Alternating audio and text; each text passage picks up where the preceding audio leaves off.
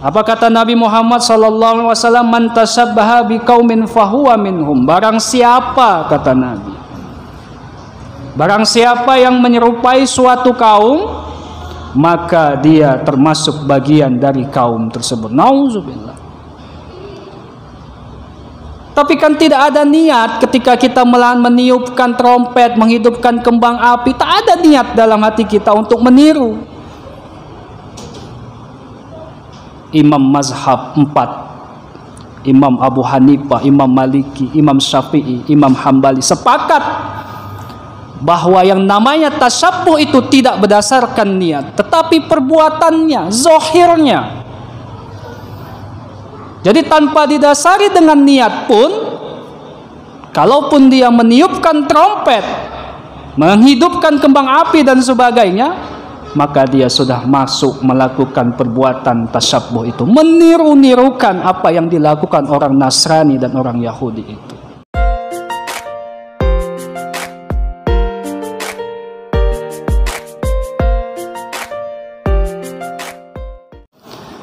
Bapak-bapak dan saudara-saudara jamaah Jumat yang dirahmati Allah Subhanahu wa taala.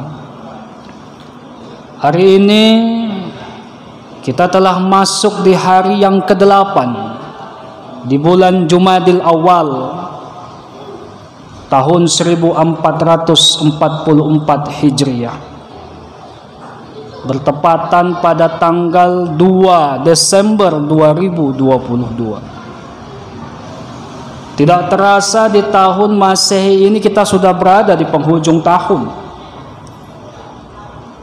Lebih kurang 29 hari lagi maka akan ada pergantian tahun dari tahun 2022 Masehi ke tahun 2023 Masehi. Maka Bapak dan Saudara, pada kesempatan Jumat yang mulia ini,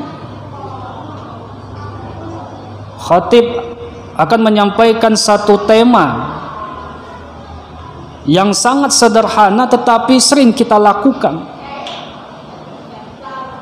yang kita tak tahu tapi sering kita lakukan. Apa judul khutbah kita pada Jumat yang mulia ini? Yaitu larangan melakukan tasyabbuh, terutama di hari-hari besar orang-orang kafir. Apa makna tasyabbuh itu? Tasyabbuh kata ulama di sini dikatakan yaitu suatu sikap orang-orang muslim itu senantiasa suka meniru-niru gaya orang lain, suka melakukan perbuatan ataupun kegiatan-kegiatan orang-orang yang tidak seiman dengan kita. Salah satu contohnya adalah pergantian tahun baru Masehi, mengucapkan selamat tahun baru, merayakan malam pergantian tahun baru. Ini salah satu sikap tasyabbuh.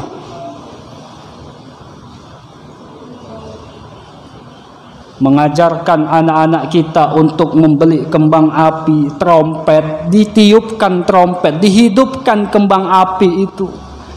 Ini salah satu sikap tasyabbuh.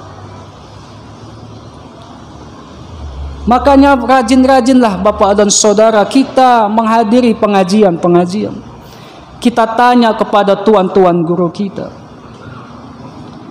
Kita saling mengkoreksi diri kita. Saya yang berdiri di hadapan Bapak-bapak dan saudara-saudara sekalian, belum tentu benar apa yang saya lakukan selama ini. Makanya kita koreksi. Setiap Jumat kita mendengarkan khatib ceramah, menyampaikan pesan-pesan singkatnya. 15 menit paling lama guru-guru kita menyampaikan pesan singkatnya. Maka di momentum di penghujung tahun Masehi ini, kita tinggalkan apa yang telah kita lakukan di tahun-tahun sebelumnya. Apalagi contoh sikap tasyabbuh yang lainnya, gemar memakai atribut-atribut yang bukan atribut-atribut akidah keislaman kita. memakai pakaian tak sewajarnya, celana jeans, baju yang luar biasa ketatnya, menunjukkan lengkuk tubuh. Padahal Islam tidak mengajarkan hal yang demikian. Bahkan Islam menyuruh kita untuk menutup aurat kita. Jangan sampai nampak terbentuk lengkuk tubuh kita. Maka kita perhatikan istri dan anak-anak kita yang wanita, yang perempuan. Jangan sampai mereka menunjukkan lengkuk tubuhnya. Pakai jilbab dia pakai, tetapi bajunya tak pantas dia pakaikan. Kecil kurang kecil, ketat kurang ketat. Akhirnya apa? Menunjukkan lengkuk tubuh itu mengakibatkan orang-orang di sekitarnya memandangnya, dan akhirnya muncul rayuan, bisikan-bisikan setan untuk melakukan kejahatan kepada orang-orang yang senantiasa memakai pakaian yang tak pantas itu. Maka hadirin Bapak dan Saudara, ayo, apa kata Nabi Muhammad SAW? Man tasabbaha biqaumin fahuwa minhum. Barang siapa, kata Nabi, barang siapa yang menyerupai suatu kaum, maka dia termasuk bagian dari kaum tersebut. Nauzubillah. Tapi kan tidak ada niat ketika kita meniupkan trompet, menghidupkan kembang api. Tak ada niat dalam hati kita untuk meniru imam mazhab 4, Imam Abu Hanifah, Imam Maliki, Imam Syafi'i, Imam Hambali sepakat bahwa yang namanya tasyabuh itu tidak berdasarkan niat, tetapi perbuatannya, zahirnya. Jadi tanpa didasari dengan niat pun, kalaupun dia meniupkan trompet, menghidupkan kembang api dan sebagainya, maka dia sudah masuk melakukan perbuatan tasyabuh itu, meniru-nirukan apa yang dilakukan orang Nasrani dan orang Yahudi itu. Mengucapkan selamat Natal, mengucapkan selamat Tahun Baru, mengucapkan selamat Hari Valentine dan sebagainya. Ini dilarang dalam agama, Bapak dan Saudara. Jangan hanya karena cuma sekedar ucapan. Coba kalau kita suruh orang-orang yang tidak seiman dengan kita, kau baca, coba kau ucapkan 2 kalimat syahadat itu, apa mau mereka? Tak akan mau. Karena mereka tahu dengan ucapan itu akan merubah suasana hatinya.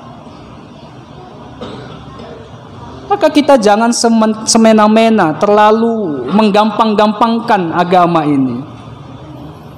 Terlalu menggampang-gampangkan, mengucapkan selamat Natal, Tahun Baru untuk menunjukkan sikap toleransi kita. Bukan itu yang dimaksud dengan toleransi. Hanya ada 2 momen, hanya ada 2 yang tidak dapat kita toleransikan dalam agama. Apa yang pertama adalah akidah. Tidak bisa kita samakan keyakinan kita dengan keyakinan orang-orang lain. Tidak bisa kita samakan keyakinan agama kita dengan agama orang lain. Tidak bisa menyamakan agama. Kan namanya sama agama itu di mata Tuhan kan baik. Tidak. Tetap ajaran agama Islam yang paling sempurna Allah berikan kepada kita. Kemudian yang tidak dapat ditoleransi apa? Ibadah. Tak sama ibadah kita dengan ibadah agama-agama yang lain. Maka jangan disamakan. Kalau untuk menciptakan kerukunan, moderasi beragama namanya. Apa maksud moderasi beragama itu? Bagaimana cara kita menjadi manusia yang beragama itu? Apa maknanya? Agama pasti mengajarkan kita untuk saling menghormati. Menghormati itu bukan kita mengucapkan. Menghormati tidak mengganggu ketika saudara-saudara kita yang tidak seiman dengan kita, tidak kita ganggu, justru kita berikan kenyamanan. Bukan berarti kita mengucapkan. Nah, inilah Bapak dan Saudara, sikap tasyabuh itu senantiasa kita lakukan. Bahkan generasi muda sekarang ini Lebih senang ia meniru gaya-gaya orang-orang yang tidak memiliki keimanan kepada Allah Subhanahu wa taala. Ayo kita berbenah Bapak dan Saudara. Jangan kita ulangi lagi. Kita kasih tahu, kita beritahu keluarga kita, selamatkan keluarga kita. Agar ketika momentum-momentum pergantian tahun baru Masehi ini kita tidak terjerumus. Pernah suatu ketika kenapa Nabi melarang kita untuk mengikuti kebiasaan ataupun cara agama lain? Suatu ketika Rasulullah SAW mengumpulkan para sahabat selesai sholat. Rasul kumpulkan beberapa kelompok menjadi 4 kelompok. Tujuannya apa? Rasul ingin meminta pendapat. Karena pada saat itu, ketika itu tidak ada azan pada saat itu. Untuk memanggil saudara-saudara untuk sholat tidak ada azan. Datang wahyu dari Allah melalui malaikat Jibril. Malaikat sampaikan kepada Muhammad. Muhammad sudah masuk waktu sholat. Kemudian Nabi Muhammad menyerukan kepada sahabat-sahabatnya untuk menyampaikan sudah masuk waktu sholat. Kalau itu terus-terusan dilakukan, habis waktu. Memanggil orang yang sebelah sini, memanggil orang yang jaraknya 1 kilometer, habis waktu untuk melaksanakan sholat. Maka Rasul kumpulkan para sahabat, dibuat menjadi 4 kelompok. Ada kelompok pertama, kedua, ketiga, dan keempat. Kemudian ditanya Rasul, bagaimana cara kita supaya bisa menghemat waktu? Masuk waktu sholat tidak perlu lagi kita datang satu-satu ke rumahnya. Kelompok yang pertama menyampaikan pendapatnya, ya Rasulullah, kalau bila datang masuk waktu sholat, pancakkan tiang bendera putih. Tanamkan tiang bendera putih, artinya sudah masuk waktu sholat. Rasul tidak terima. Bagaimana dengan jarak yang 1 kilometer? Gak akan nampak dia bendera putih itu. Pendapat yang kedua bagaimana? Ya Rasulullah, hidupkan kembang api, nyalakan lampu, nyalakan api. Kata Nabi, jangan. Karena itu menyalakan api itu adalah kebiasaan orang-orang Yahudi. Kemudian pendapat yang ketiga, ya Rasulullah, bagaimana kalau kita hidupkan lonceng? Jangan, kata Nabi. Karena lonceng itu adalah cara panggilnya orang-orang Nasrani. Kemudian Abdullah bin Zaid menyampaikan pendapatnya, ya Rasulullah, kalau begitu aku ingin menyampaikan satu peristiwa yang kualami. Apa itu? Aku bermimpi ketika ada orang yang hendak menghidupkan lonceng, memegang ia lonceng tersebut. Kemudian aku bermimpi di dalamnya itu aku minjam lonceng itu, kupinjamkan lonceng itu, tapi tak dikasihnya. Lalu orang itu mengatakan, daripada kau hidupkan lonceng ini, bagus kau panggil dengan seruan yang kuat. Maka disampaikan oleh Zaid bin Nida dengan seruan, dengan azan. Makanya muncul ayat Al-Quran surah Al-Jumu'ah ayat 9. Ya ayyuhallazina amanu iza nudiya lis-shalah, wahai orang-orang yang beriman, iza nudiya lis-shalah, apabila engkau diseru untuk melaksanakan sholat, fas'au ila dzikrillah, maka segeralah engkau ingat kepada Allah. Hadirin Bapak dan Saudara jamaah yang dimuliakan Allah, ayo kita berbenah. Jangan sampai kita ulangi sikap-sikap perbuatan tasabbuh kita yang justru akan merugikan diri kita sendiri. Jangan kita ucapkan yang bukan pada ajaran-ajaran akidah kita. Jangan sampai kita melakukan hal-hal yang dapat merugikan kita diri sendiri. Hadirin Bapak dan Saudara jamaah yang dimuliakan Allah Subhanahu wa taala. Untuk itu ayo kita jadikan pergantian tahun baru Masehi ini sebagai iktibar bagi kita.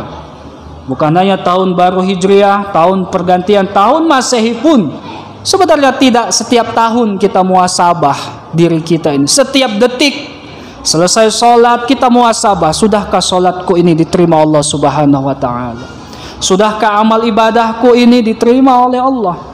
Apakah Allah ridho ketika aku melaksanakan ibadahku kepada Allah?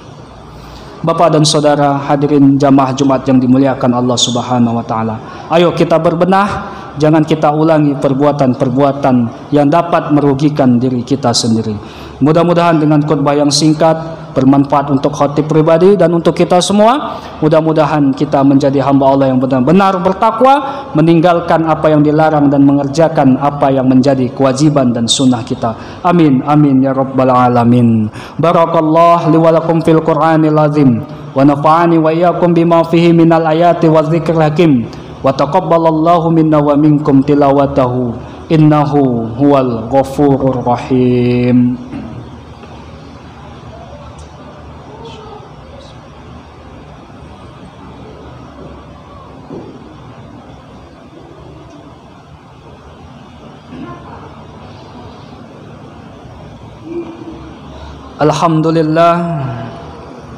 Alhamdulillahilladzi hadana lihadza wa ma kunna linahtadiya laula an hadanallah.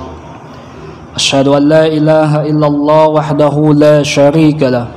Iyyahu na'budu wa iyyahu nasta'in.